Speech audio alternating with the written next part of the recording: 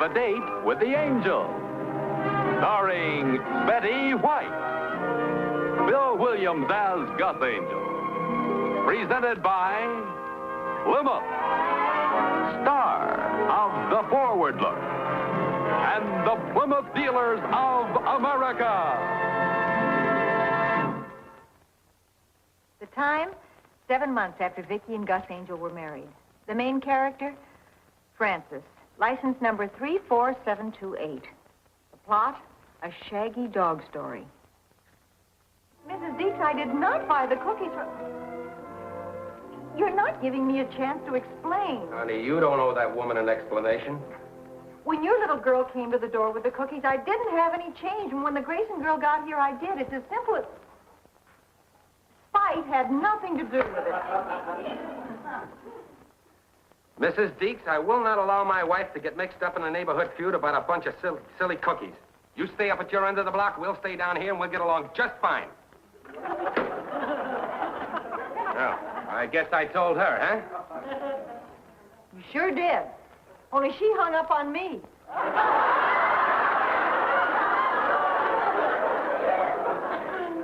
Oh, well, maybe it's just as well that way.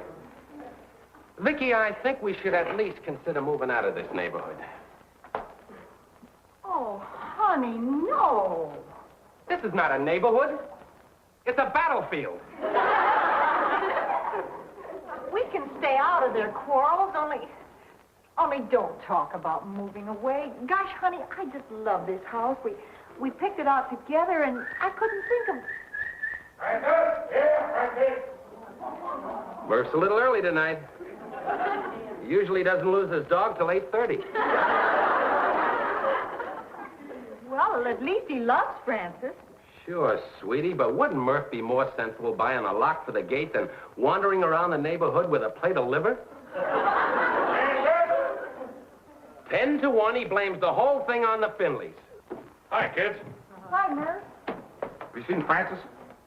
No, you want us to help you find him? Oh, no, this is old stuff for me and Francis. You know who lets him out every night, don't you? Those miserable Finleys next door to me.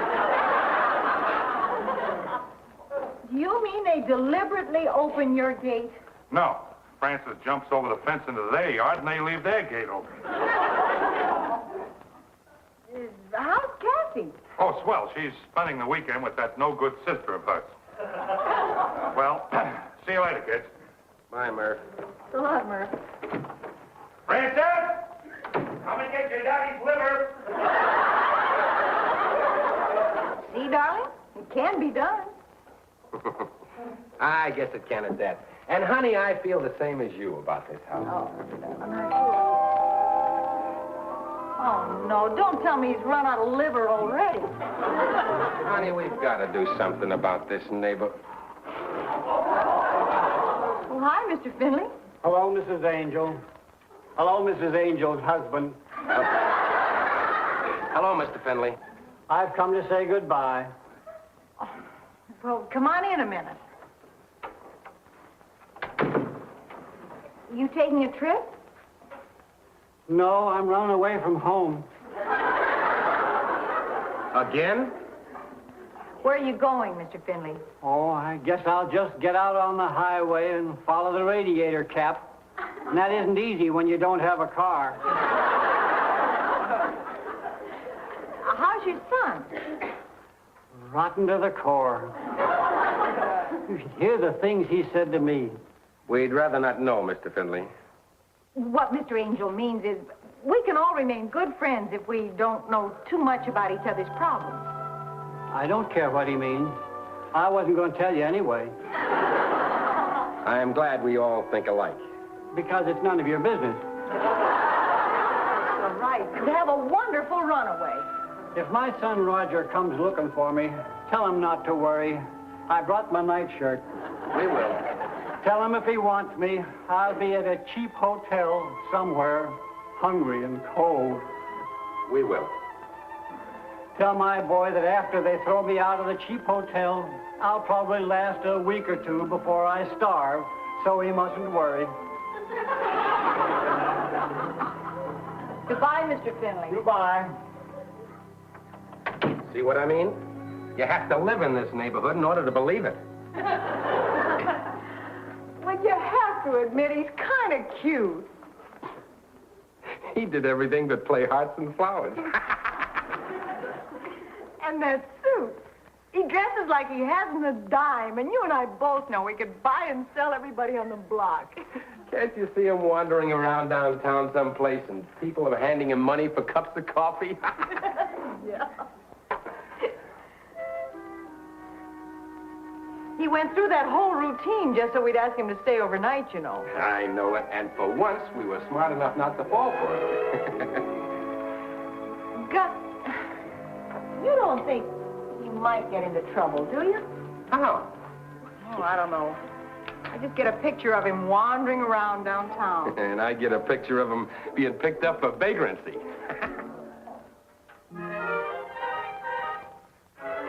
Hey, you're not serious, are you? Oh, of course not.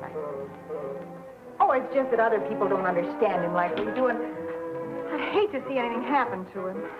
So would I. I know that look on your face. No. Nothing's gonna happen to him. He'll go downtown and... No. We just got through talking about the exact... Besides, where will he sleep?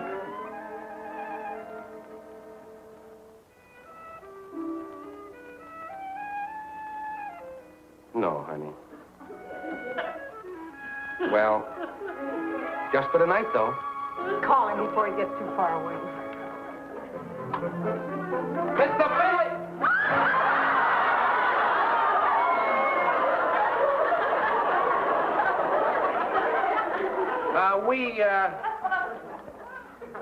Did you forget something? No. Did you call me? We were wondering if you'd like to spend the night here. Well, you're changing all my plans, but I wouldn't want to offend you.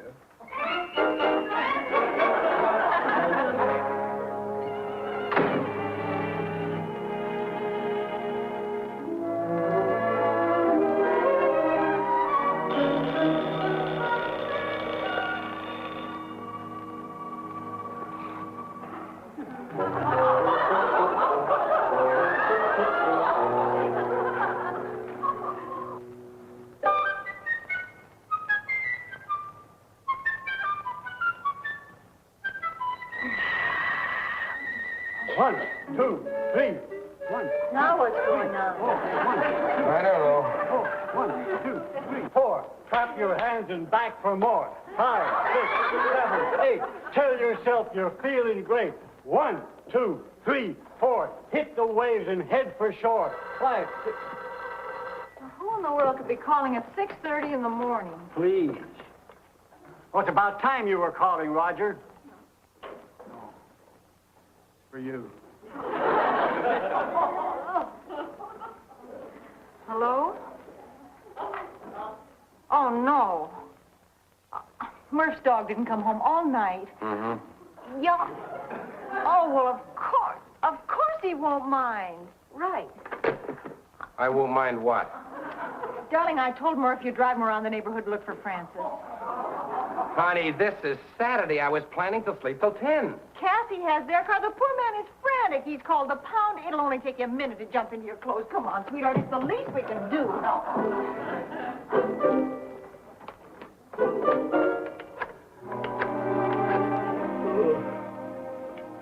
Now, Francis. Answer the phone, Father. I'm busy. Now, I have another set of 10 questions, Francis. Excuse me.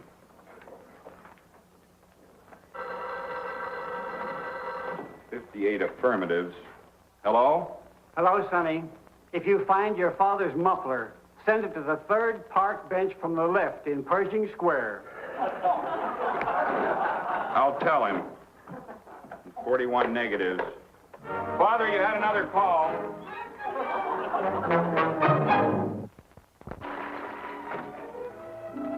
Oh, Mr. Finley.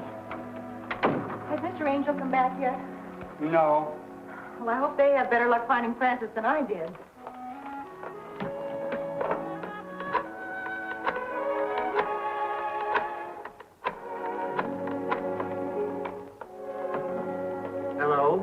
This is me again, son. Your daddy broke his leg, but you mustn't worry. I'm setting the bone myself.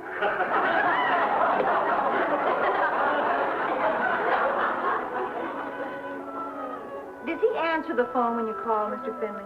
Oh, yes. He'll call right back. You'll see. But you've called several times and he hasn't... By the way, have you given him our number? That's why he hasn't called. I knew there was a reason. Yes, sir. Sonny, the number here at the park bench is Oxford 71717. Now he'll call back and apologize. You'll see. He misses me.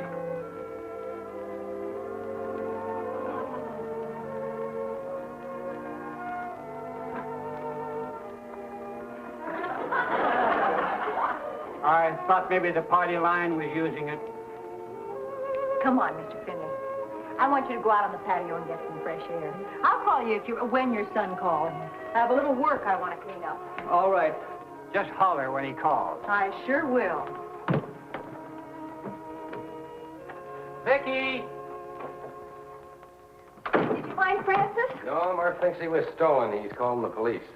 Oh, no. I see you got rid of our star boarder, huh? He's out in the patio, and don't you pick on him. If you're going to give up that easily, I'll find Francis myself. Honey, let's carry on one conversation at a time. Where you going?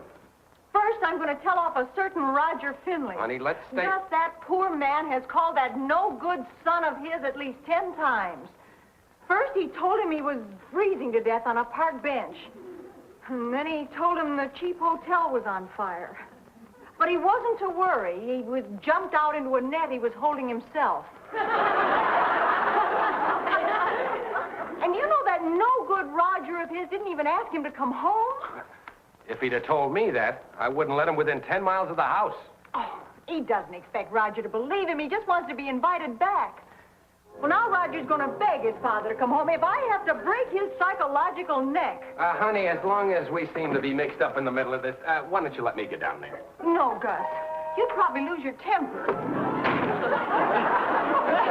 Now, let's get on with the questioning. Excuse me.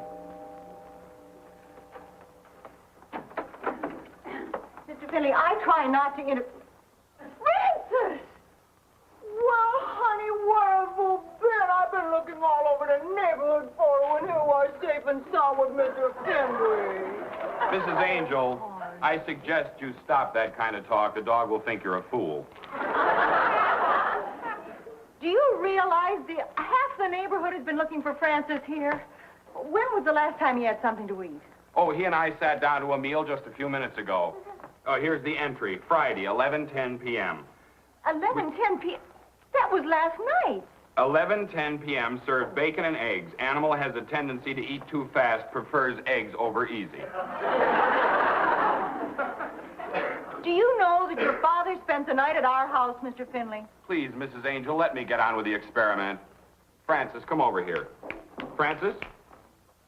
Is that tale of yours of any real value in your daily living? Do you expect him to answer that? Well, why not? You talked to him. Well, I did not. Well, you certainly did. You said, "Where have oo been? We've been looking all over for oo, and here oo is all safe and sound with Mr. Finley." Well, I didn't expect him to understand me. Well, naturally, it was all I could do to follow your meaning. Father, telephone. Mr. Finley is at our house. Your father is at our house. Do you hear me, Mr. Finley? Of course. Father!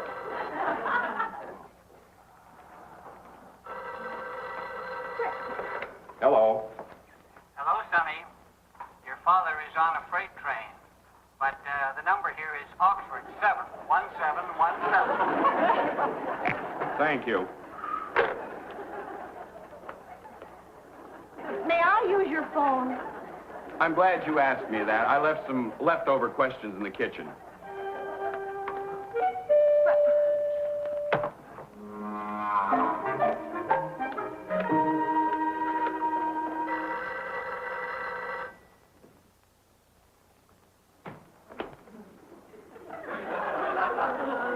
Hello?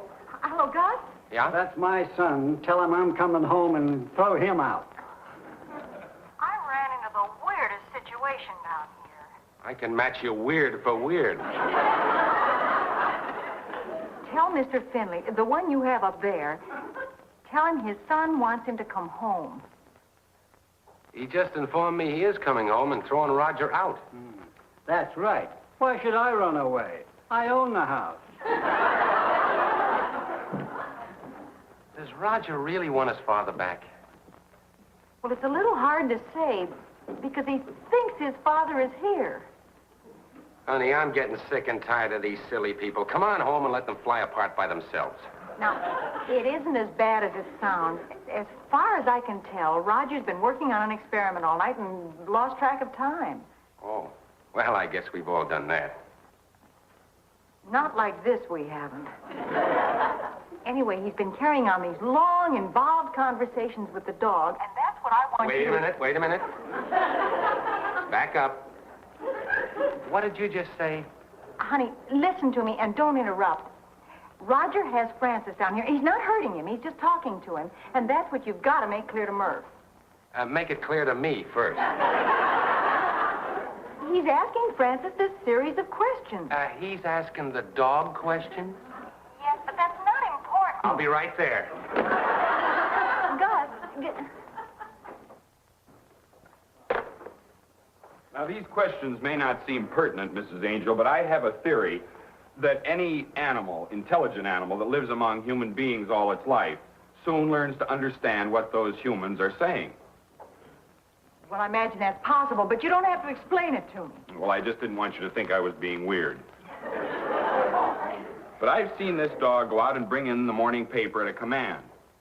Not just paper, but go out and get the paper and bring it in. It's under the hedge. And he does it. And so when he wandered in this evening, I decided I'd do a little research. I've heard that animals react to a tone of voice. True, but how much tone can you put in the word hedge, Mrs. Angel? Now, I've noted 4 mannerisms that seem to indicate yes, and 3 which may suggest no. Really? Well, I'm not saying for certain that it's possible to communicate with this dog. I'm merely trying to find out. I guess there's no harm in trying. Mrs. Angel, since you seem to love the dog and the dog obviously likes you, why don't you ask him a question? No, thank you. Well, to quote you, there's no harm in trying. Question 212, Mrs. Angel. Just speak to him as though you were speaking to me. Francis. Oh, I can't. This is silly. For the sake of my experiment, Mrs. Angel, and just 1 or 2 questions, and I won't impose any more. Francis. Oh, really, Mr. Finley? Please, Mrs. Angel. Francis, if you saw a very small dog carrying a bone, would you try to take it away from him? That means yes. Well, maybe he heard somebody outside, or maybe he itches or something. No, I don't think so. He usually reacts that way to that type of question. Ask him 220. Francis, if you saw a great big dog carrying a bone, would you try to take it away from him?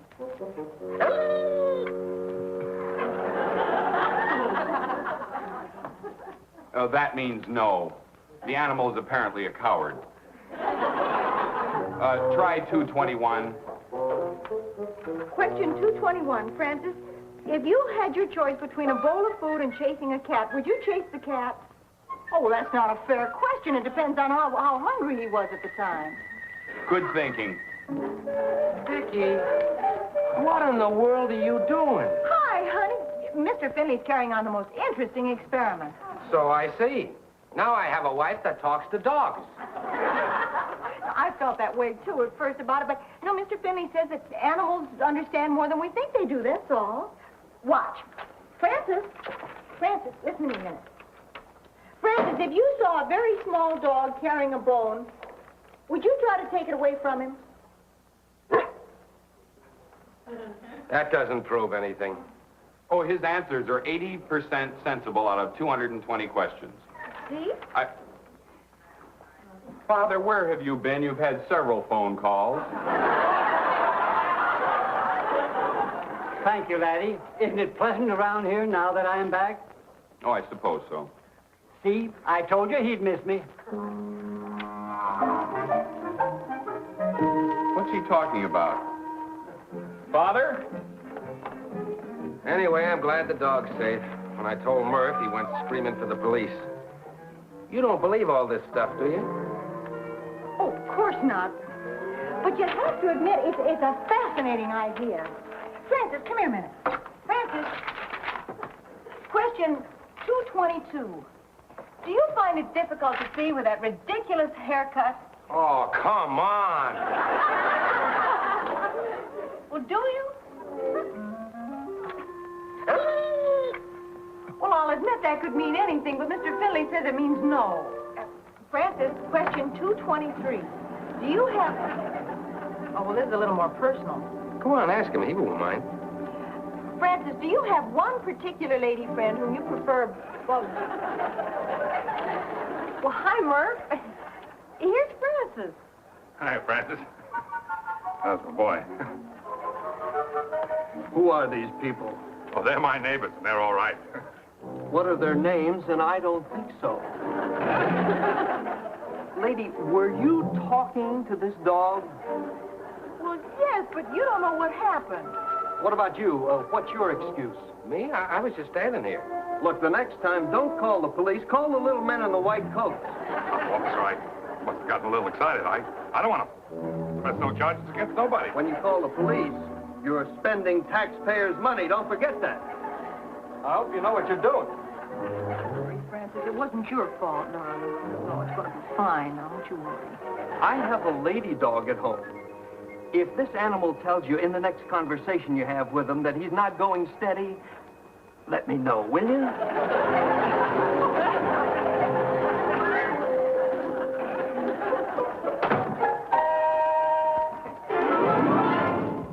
Absolutely right, darling. And not only that, but do you realize that after today, we are the boobs of the neighborhood?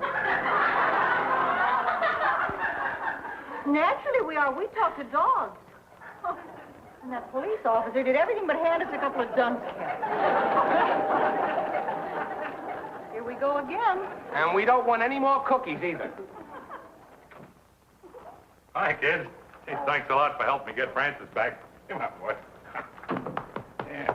That's all right, Murph. Murph, you've got to find a way to keep that dog home. Oh, I got it all figured out. Vicky, explain to him he shouldn't jump over the fence. Well, why don't you try leaving the liver in your yard? The way it is now, he probably thinks he gets it as a reward for jumping the fence. Thanks a lot. Well, we'll see you later, fellas, huh? Sick him! Oh, don't worry. He don't eat nothing that ain't on a plate. Now, say what you came to say, Sonny. Oh, Father. I understand I have put you to considerable inconvenience. Apologize, trouble we caused. We wish to apologize for the trouble we may have caused. Not we, I. I wish to apologize for the trouble I have caused. Apologies aren't necessary, Mr. By my experiment. By my... Oh, Father, for goodness sake. Well, it's all over, so let's forget it. Okay. Now, Roger, tell him about your new experiment. My new... No. Good day. Roger? It has to do with human behavior. Because of you and Mr. Angel, I've discovered that people will believe anything that appears to be logical. Anything that appears to be logical, like what? Like thinking you can talk to dogs. Come on. You did that very well, Sonny. You embarrassed me. How do you like that?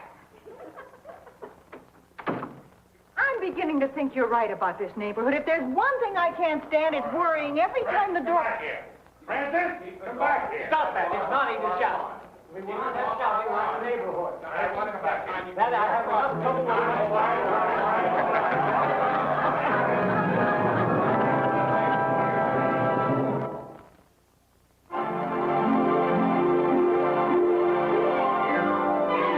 Got a date with an angel Gonna meet her at 7. Got a date with an angel, and I'm on my way to heaven.